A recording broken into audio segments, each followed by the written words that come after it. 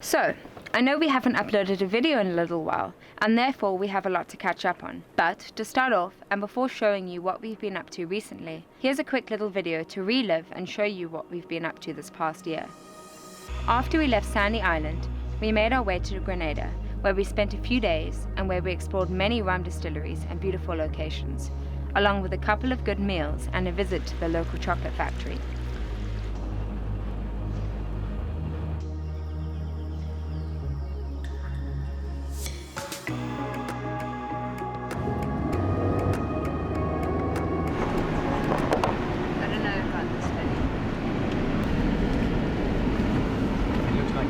Since anyone's been down here. The thing is that this takes us down to the crater, but then how do we get back up? He said unless you're in a car that's higher up, then you can't in this car. Why did you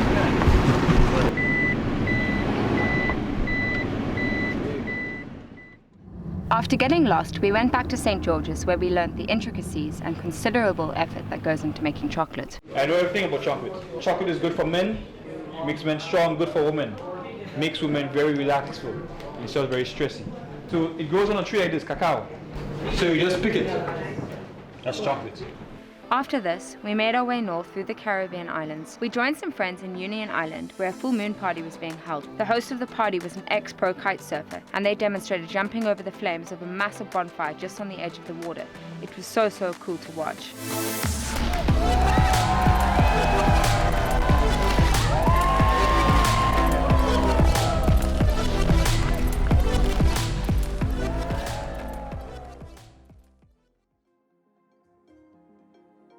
We got on the move once again for a long leg up to Martinique. Upon arriving, there were a few people on their windsurfers, which we really enjoyed watching while having an ice cold beer.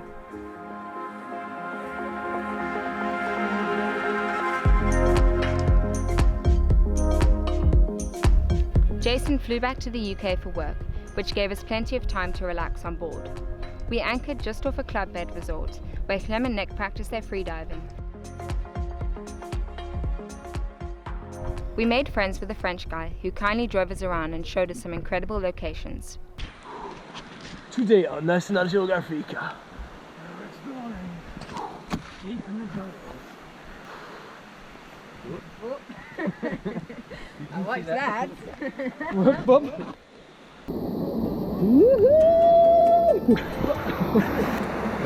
Yeah.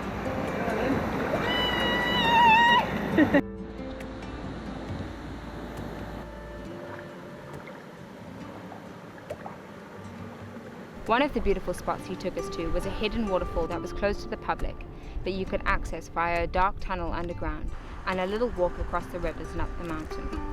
The water was absolutely freezing, but so refreshing, and we had loads of fun playing under the massive waterfall and swimming in the pools.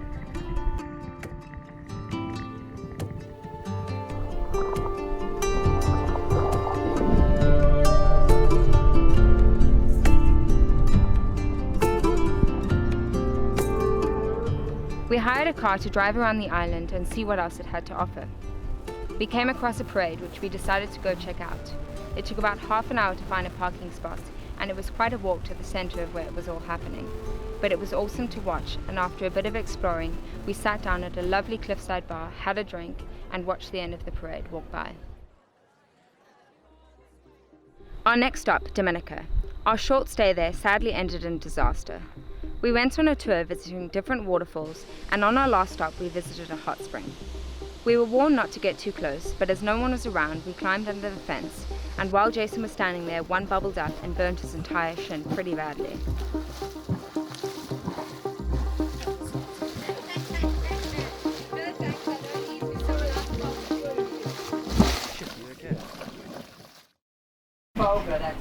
Yeah, it was Trafalgar Falls.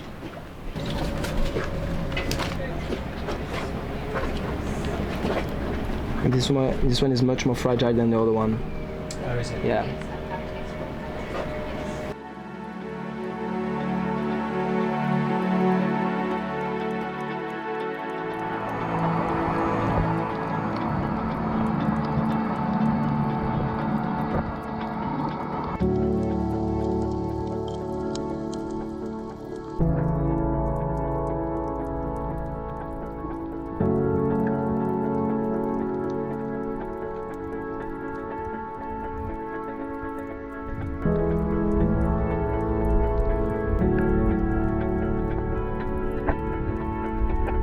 What's up, man?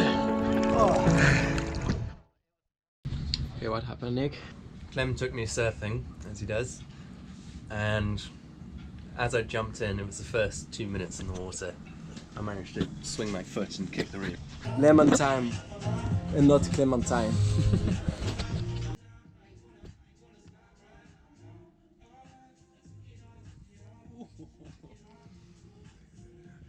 How is it? Can I rub it in a bit? Oh, now I feel it. Now I feel it.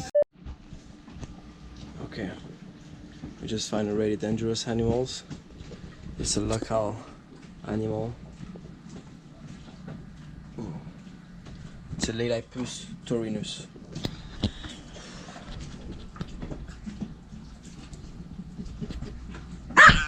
We ended up staying in Antigua for over a month. We had the best time while we were there and pretty much spent the entire month partying every day with the crew on the super yacht stock there. It was truly a month we will never forget. Barbuda was breathtakingly beautiful but completely destroyed by the last hurricane that hit there. St. Bart was a beautiful island and the little town we anchored outside happened to be hosting a sailing regatta. We didn't really get to explore St. Kitts and only had one night there where we enjoyed some lovely sushi at a restaurant.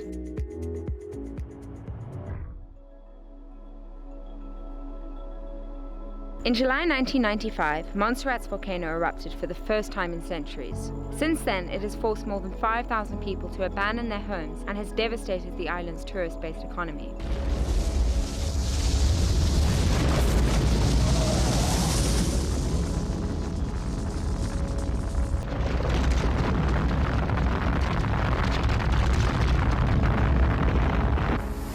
Followed a major ash fall which covered Plymouth and the immediate surrounding areas. We visited their capital town called Plymouth. It was abandoned in 1997 before it was substantially burnt and mostly buried by a series of pyroclastic flows.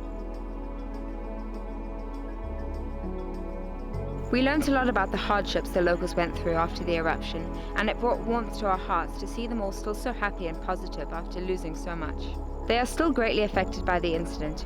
The eruption has devastated the island's economy, ruining the tourist trade and closing businesses and public services. This is what remains of the capital. We continued our journey up north to the US Virgin Islands, where we picked up our auntie and two cousins, Sam and Ben. We spent the next 2 weeks sailing around the BVIs and even managed to swim with dolphins.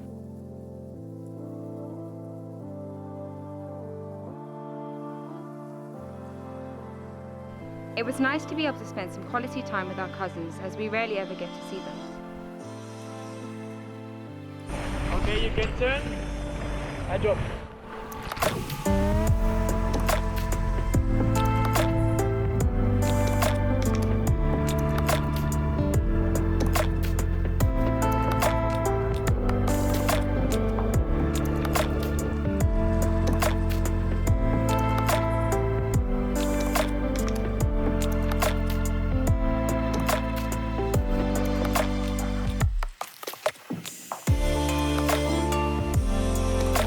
Okay, let's speed things up a little.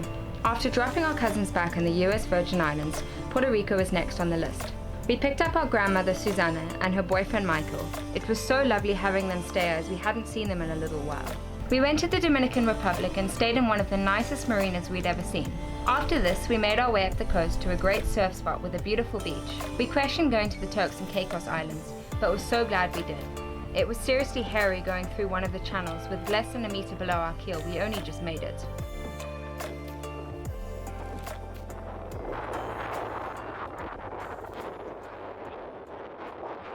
Relieved? The Bahamas was so different from the rest of the Caribbean. With crystal clear blue waters extending miles offshore, it was a true paradise. First, we stopped in Clarence Town, where we visited Dean's Blue Hole, along with an incredible cave system the locals used as a hurricane hideout. We stayed at Pig Beach for a few nights, an uninhabited island with about 20 pigs on it.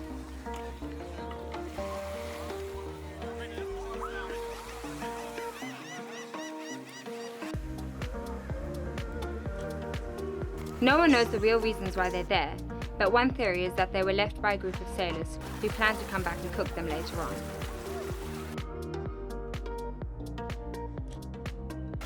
Can I sit again? Sit. Sit. Good girl. Good girl. Gotta rest your head on it. Yeah. From this angle, it doesn't look like you are.